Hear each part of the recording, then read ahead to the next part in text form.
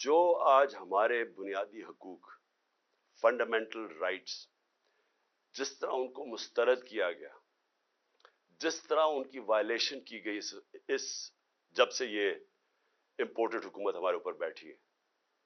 میں پھر سے ریپیٹ کرتا ہوں، جنرل مشرف کے مارشل لاء میں اپوزیشن میں تھا، مجھے جیل میں ڈالا گیا، لیکن میں آپ کو یقین دلاتا ہوں کہ اس طرح کا کبھی ہم نے ایسا ظلم نہیں دیکھا جو انہوں نے کیا. میں صرف نام لکھے ہوئے ہیں کہ جو انہوں نے ہمارے ساتھ کیا. ڈاکٹر شہباز گل ایک یونیورسٹی پروفیسر، باہر امریکہ کی یونیورسٹی میں پڑھانے والا، اپنا سب کچھ یعنی بڑی سیلری چھوڑ کے آتا ہے پاکستان، اس کو ننگا کر کے جو تشدد کیا گیا، الٹا لٹکایا گیا. یعنی اس نے جرم کیا کیا تھا؟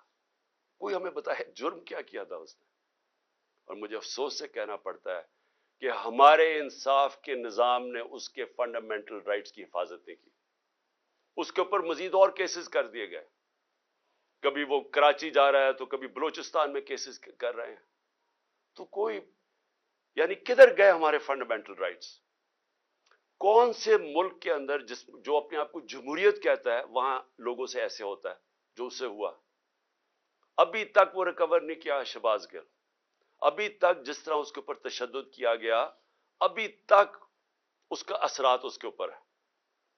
کوئی اس کو انصاف ملنے کی آس پاس سے کوئی نظر نہیں آ رہا، بلکہ ابھی بھی کیسز بھگت رہا ہے وہ. اور ایک آدمی جو ملک کی مدد کرنے آیا تھا، اپنی سے بڑا آئیڈیلزم لے کے آیا تھا، وہ پیسے خرچ کر رہے وکیلوں کے اوپر، اپنے کیسز کے اوپر.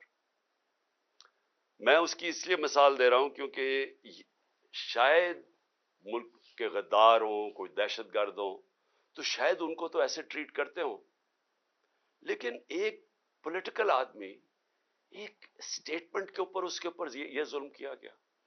پھر جو اے آر وائی کا جو اس وقت جو ٹی وی چینل کا اس بیچارے کا جو نیوز ایڈیٹر ہے، اس کو کوئی کام ہی نہیں تھا، اس کو رات کے 3 بجے اٹھا کے لے گئے. مجھے یہ نہیں سمجھ آتی کہ رات کے 3 بجے کیوں اٹھانے آتے ہیں؟ کیوں یہ کیا ایک مہذب معاشرے میں وارنٹ نکلتی ہے، آپ گھر پہ جا کے وارنٹ ڈیلیور کریں اور آپ اٹھا لیں ان کو. لیکن صبح کے 3 بجے جا کے سارے گھر میں اندر دروازے توڑ کے اندر گھس جاتے ہیں، وہاں جا کے ان کی عورتیں ہیں، بچے ہیں، ان کے سامنے یہ ظلم کر رہے ہیں. یہ جو اے آر وائی کے جو نیوز ایڈیٹر، ان کے بچوں کے اوپر ابھی تک اثر رہا ہے کہ جو انہوں نے اس طرح کیا. 25 مئی کو جو انہوں نے ہمارے ساتھ کیا، 25 مئی کو لوگوں کے گھروں میں گھسے، 3 بجے تک رات کے لوگوں کے گھروں میں گئے، وہاں اسی طرح دروازے توڑ کے گئے. ایک جو میجر صاحب تھے، ان کے گھر میں جب دروازہ توڑ کے گئے تو انہوں نے گولی چلائی.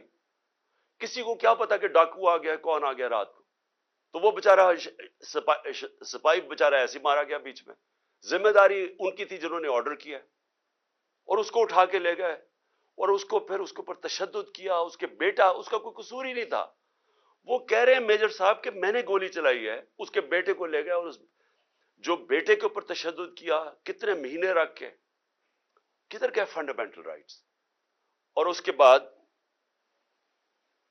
اعظم سواتی سینیٹر، باہر پیسے اس نے جا کے پیٹرول پمپ کے اوپر امریکہ میں کام جھاڑو دے کے اپنی بزنس بنائی، پیسہ بنایا، اور وہی آئیڈیلزم لے کے وہ پیسہ سب اپنا پاکستان بھی لے، پاکستان بھی آ گئے، سینیٹر بن گئے.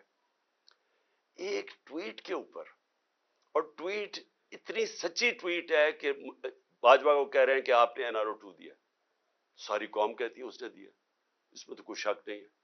اس کے اوپر جو تشدد کیا گیا، بچوں کے پوتے اور پوتیوں کے سامنے صبح کے 3 بجے گھس کے اس کو پہلے مارا، پھر حوالے کیا گیا نامعلوم افراد کے جن کا نام بھی انہوں نے لیا ہے، اور ان کو اس کے اوپر ننگا کر کے پھر تشدد کیا.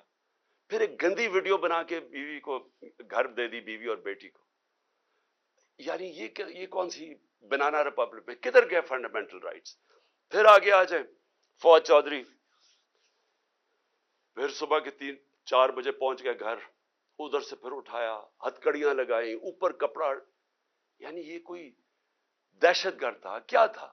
اس کو پھر پھیلایا چاروں طرف، اور جو اس سے کیا، چھوٹی بیٹیاں وہ ٹرامیٹائزڈ، بیٹیوں کے اوپر اثرات ابھی تک۔ پھر شندانہ گلزار، کیا اس نے شندانہ نے کیا کہ اس کو دہشت گرد بنا دیا؟ یہ جمہوریت ہے آپ اگر کوئی بیان دیتا ہے اس کو مسترد کر دیں۔ یہ کیسے ہو گیا کہ اس کے بیان کے اوپر اس کو دہشت گرد بنا دیا، اس کے اوپر کیس کر دیا دہشت گردی کا؟ پھر شیخ رشید کو پہلے، اور فواد چودھری کو ہائی کورٹ 4 دفعہ ہائی کورٹ نے آئی جی کو کہا کہ میرے سامنے فواد کو لے کے آؤ، آئی جی نے کوئی پرواہ نہیں کی، کہیں اور سے آرڈر مل رہے تھے، کوئی فکر نہیں کی انہوں نے۔ اور پھر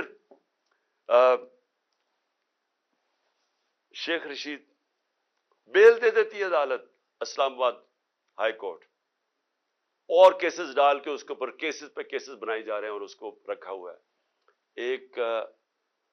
کتنی دفعہ شیخ رشید منسٹر بن چکے ہیں، عمر ان کی 75 سال ہے، رات کو ہتھکڑیاں باندھ کے ان کو کمرے میں رکھا ہے، ان کے اوپر کپڑا ڈالا رکھا ہے۔ یعنی یہ میں اپنے انصاف کے نظام کو آج پوچھ رہا ہوں، کدھر گئے ہمارے فنڈامنٹل رائٹس؟ اور پھر میں گنانا چاہتا ہوں، عمران ریاض کو اٹھایا، ہر وہ آدمی جو رجیم چینج کے جو صحافی خلاف ہے، ہر اس آدمی کو سنگل آؤٹ کیا انہوں نے، ہر اس آدمی کے اوپر، جس طرح عمران ریاض کو یہ دوسری دفعہ اٹھا کے لے کے گئے تھے، ارشد شریف کی جو سارے اس ملک کے لیے جو سب سے دردناک کہانی ہے صحافیوں کی تاریخ میں، جو اس سے کیا گیا، ملک سے باہر پر قتل کیا گیا، اس کو شہید کیا گیا، ایاز امیر، سمیع ابراہیم، غلام حسین، جو لوگ رجیم چینج کے خلاف لکھتے تھے، تنقید کرتے تھے، ان ساروں کو باری باری کہیں نہ کہیں ان کو ڈرایا، دھمکایا، اٹھایا گیا۔ سوشل میڈیا کے ہمارے لڑکے، انہوں نے مجھے ایسی کہانیاں سنائی ہیں جو ہمارے نہیں بھی تھے، انہوں نے لوگوں نے آ کے بتایا ہے، جو ویسے سوشل میڈیا پہ جو تنقید کر رہے تھے، ان کو راتوں کو اٹھایا، ان کو بھی لے کے گئے، کہیں کو ننگا کیا، وہی ایک سٹینڈرڈ چیز تھی۔ خالد گجر ہمارے ایم این اے کے کینڈیڈیٹ ہیں، ان کے بھائی شبیر گجر ایم پی اے رہ چکے ہیں، کل رات ان کے اوپر پولیس پہنچ کے ان کے گاؤں کے اوپر سراؤنڈ کر دیا، گاڑیاں توڑی وہاں۔ فروخ حبیب، اس کے اوپر ڈکیتی کا کیس ڈال دیا۔ میرے اوپر اب میں 60 ایف آئی آر ہے میرے اوپر، اور جو سب سے حیران کن چیز یہ ہے کہ اگر میں ایکس پرائم منسٹر ہوں، اپنی ایف آئی آر نہیں کٹوا سکا، اور اس کے بعد جو جے آئی ٹی بنی تھی، جو چیزیں نکال رہی تھی، جس میں واضح ہو گیا کہ اور وہ لوگ شامل تھے جن کو میں نے 3 نام جو نامزد کیے تھے کہ جو ایف آئی آر میں، وہ واضح ہو گیا کہ وہ اس کے پیچھے ہیں۔ نہ وہ، پھر سے میں کہتا ہوں کہ جو ڈی پی او گجرات، نہ وہ اپنا فون دینے کے لیے تیار تھا، اس کو بھی کہیں سے حکم آ رہا تھا، نہ سی ٹی ڈی کے اندر وہ جو ایس پی تھا، نہ وہ تیار تھا اپنا فون، جس پہ اس نے وہ جو دوسری ویڈیو بنائی تھی، وہ جو شوٹر تھا نوید یا ندیم، نہ انہوں نے دیا، نہ انہوں نے کوآپریٹ کیا۔ لیکن جو رپورٹ درج کروائی گئی عدالت نے، جے آئی ٹی نے عدالت میں جو رپورٹ درج کروائی، اس کے اندر یہ چیز واضح ہو گئی کہ 3 شوٹر تھے، ایک نہیں تھا، تو دینی انتہا پسند کا سارا ختم ہو گیا کیس۔ لیکن جو سی ٹی ڈی کے اندر جب اس کو نوید کو اٹھا کے سی ٹی ڈی لے کے گئی، تو وہاں 5 نامعلوم افراد تھے۔ کیا کام تھا ان کو سی ٹی ڈی میں؟ تو کیا اگر کسی میں کوئی شک ہے تو اب یہ شک ہٹ جانا چاہیے کہ یہ جن لوگوں نے کروایا تھا، ان کا کام میری حفاظت کرنا تھا، انہوں نے یہ کروایا سب کچھ، اور اس لیے وہ کور اپ کر رہے ہیں۔ کیئر ٹیکر گورنمنٹ کیسے ہو سکتی ہے کہ جے آئی ٹی کی جو پنجاب گورنمنٹ نے نوٹیفائی کی ہوئی جے آئی ٹی، اس کو بند کر دیا، اس کا کام نہیں کرنے دے رہے؟ کس چیز کا خوف ہے؟